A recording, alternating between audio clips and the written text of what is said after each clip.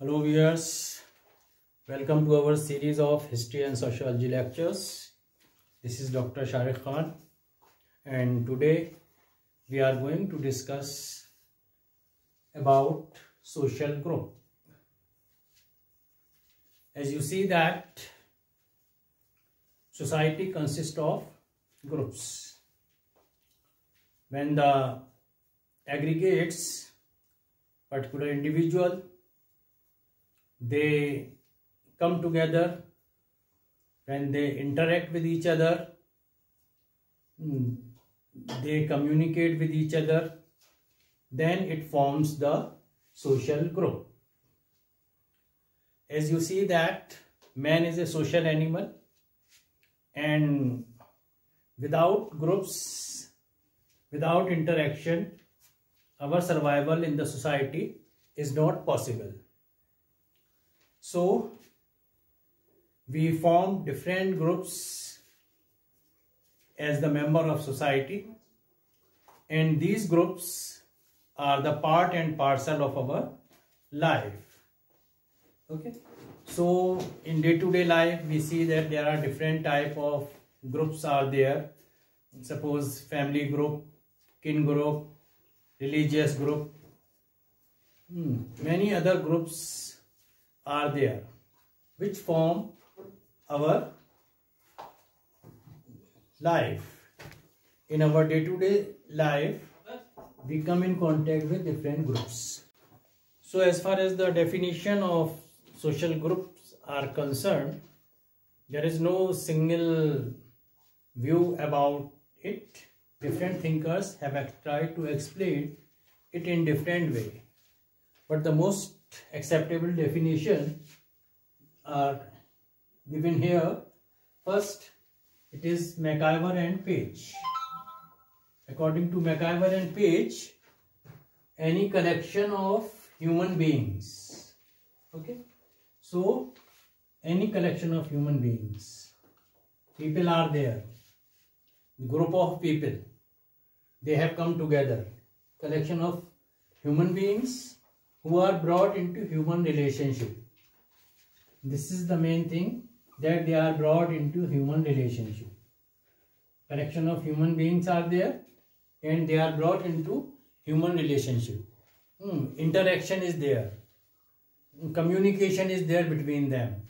They establish different type of relationship with one another, and when these group of people, they are interacting, intercommunicating with one another and forming some human relationship with one another, then this is called the social group. Another important definition given by Ogburn and Nimkoff. What does Ogburn and Nimkoff says? Whenever two or more individuals come together, two individuals are there or more than two are there, so they come together. If they are many people are there but they are not interacting with each other, they have come together and influence one another. Okay, so two or more individuals, when they come together and they influence one another, you start talking, they start their conversation with you, you tell something, they answer. So in that way our communication start, and then they influence one another. Someone has influenced us, I am influencing someone else, our communication is start on particular topic, particular debate. So in that way they influence one another. They may be said to constitute a social group. So whenever these two or more persons, they come together, they interact, they communicate, they discuss on different social issues, on different aspects of life, and then it form the social group. So these are the important definitions given by some of the sociologists. On the basis of these definitions, we can draw certain characteristics of social group. So some of the important characteristics of social group are: first, it is a collection of individual. Social groups, they come into existence when there is a collection of individuals, when two or more persons are there and they start interacting. So social group, it is a collection of individuals. Second, it is not only a collection of individuals but interaction among its members. Members are interacting with each other. Okay, so a social group, it is a collection of individuals who are in interaction with each other. Many people sitting in the park, but they are not in interaction with each other. It will not be called a social group. It is an aggregate of individual. But when this aggregate of individual, they start interacting with each other, communicating with each other, any type of interaction takes place, then it forms the social group. So interaction is also one of the important characteristic of social group. Without interaction, it won't be called a social group. Next one is mutual awareness. They are mutually aware with the presence of others. They know that these people are there. They are aware with each other. They know each other. They are interacting. They are communicating. And they are discussing on important issues. So they are mutually aware with each other. Then we feeling. In social group, belongingness to that groups. It gives them a feeling that I belong to this group. I am the part of this group. So we feeling makes the group's bond stronger. It makes them aware that they are the part of that group. Then next one, group unity and solidarity. It is also very much required. If group are united, we feeling is there, belongingness is there, feeling of proud is there. Okay, so group unity is also one of the important characteristic, and solidarity. They are together. They interact with each other and cooperate with each other to achieve a goal for that particular purpose that group has been formed. Because without solidarity, you cannot achieve any goal for which you are there. So group unity and solidarity is important to achieve a particular interest for which that group has been formed. Then comes the common interest. Whichever association is there, whichever group is there, they have a common interest. Common goal is there. Okay. If it is a political group, political party is there.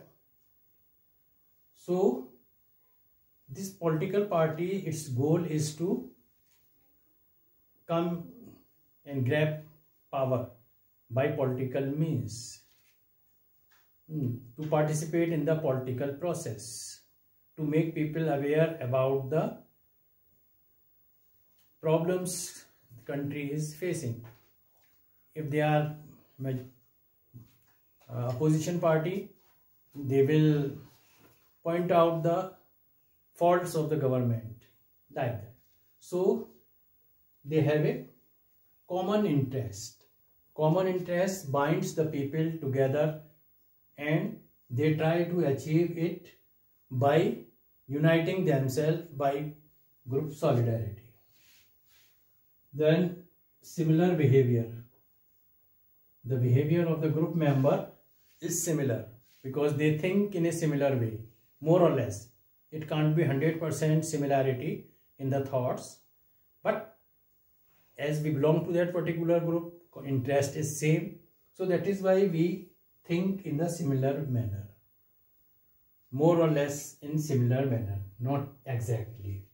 Okay, so similar behavior is there which helps them to unite, to compromise on a particular goal. And wherever you go, these group norms are important. Every group is having its own rules and regulation. Certain norms are there. These norms are important for forming a particular group, particular association, because whole group is run on the basis of the norms, written rules and regulation. Each and everything is well defined. So these group norms are important to form any important social group. As far as the size is concerned, the size of the group might be very small. Suppose consist of 2 people only, husband and wife. They are also the smallest group. As well as it might be very big group, like a religious group. The follower of all religion, they are the part of this group. So its size might be small as well as it might be very big. So it depends for which purpose it has been formed. Then groups are dynamic. It is not an static. It keep on changing. Group norms, group behavior, group objectives, time to time new things come. So in that way, it does not remain static for a long period of time. With the passage of time, there come certain changes. So it is dynamic. As far as stability is concerned, these groups are very stable. Some groups are there which remain with that person throughout his life. And there are some groups which are for a shorter period of time. But more or less they are a stable group. There are stability in the group which binds them together. And finally, these groups, they have an influence on our personality. Our personality is shaped according to our groups, because we are the part of that group. The members of that group, they influence our personality, as well as we influence the personality of others. So in that way, there is a give and take relationship in the group, and on the basis of that, it is bound to affect our personality. To which group I belong, I will have clear indication, clear influence of that group. Okay, so in that way, these social groups, they are bound to impact our personality, and our personality is shaped on the basis of these groups of which we are the member. So these are some of the important characteristics. That's all for today. Hope you have enjoyed this video. Thank you.